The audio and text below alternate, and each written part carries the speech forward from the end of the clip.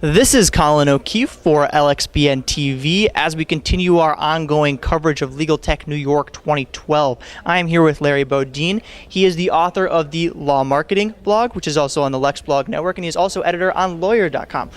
Starting off, with social media, there's so many firms that are getting into it, especially even large law firms. But so many of them are talking at people and stuff, trying to engage people and create conversation. How can you educate lawyers and kind of distinguish the difference between those two things and talking at people and really engaging them? Well, you have to bear in mind that the whole point of social media is to create an interaction and to get to know people. The object is not to have a lot of followers on Twitter or collect connections on LinkedIn. What you want to do is use social media to bridge to an in real life, face-to-face meeting. And the simple way to do that is follow other people on Twitter. If you find that they have something interesting to say, you can send them a direct message. And of course on LinkedIn, it's very simple. You connect with people. You can look up their profile, find out the topics in which they have expertise, and simply send them an email, contact other people with that. And I got to tell you, the one network that I really like is Google+. Since it started last year, it now has 90 million users, and I'm one of them.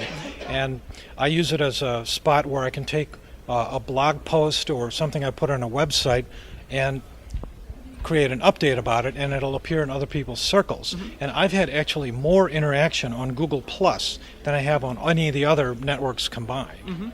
And that's one of the key things in social media is quality versus quantity. Like, for example, on Google Plus, there's not as many people on there as are on Facebook, but the people that are on there are early adopters, and being early adopters generally tend to be more influential people, so you can engage them in conversation. But how do you educate people on the balance between quantity and quality in terms of their social media engagement? Is there one they should focus more on, or how do they strike that balance? Well, the analogy I draw, Colin, is chocolate cake. When it comes to quality and quantity, I want both. I want it to be really good, and I want there to be a lot of chocolate cake. So it goes without saying that the more frequently that you post, the more visits you're going to get, the more traffic you're going to get, and the more files you're going to open if you're an attorney at law. But when people come to your blog post, it's got to be something of substance. So you really need to find a way to combine both. I mean, you need to produce a blog post that's relevant, that talks about the pain and the challenges facing your readers, and you need to get it to them frequently so that they'll develop a habit of following what you have to write. And, obviously people are always focused on metrics in blogs and that type of thing. At LexBlog we get several calls. Is this a good number for my traffic? Is this a good number of unique visitors? How does this stack up? But, you talked about there's more to traffic than just the total count, and there's more ways you can use your analytics. How can law blog authors use their analytics to author good content?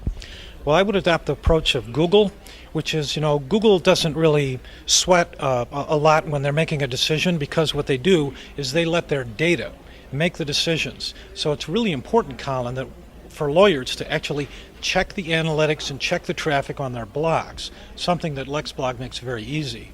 So for instance, when I started out as the editor-in-chief of Lawyers.com, the first thing I did was to look at the analytics to find out what topics were searched the most by visitors.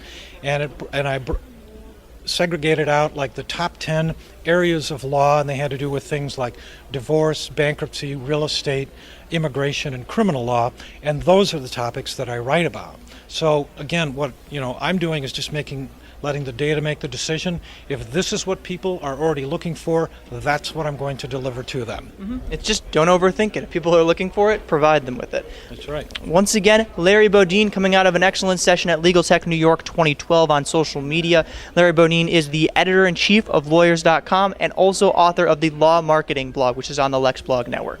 Once again, for more video interviews with LegalTech presenters, exhibitors, attendees, the like, be sure to check out lxbn.lexblog.com. Thanks, Larry. Thank you very much.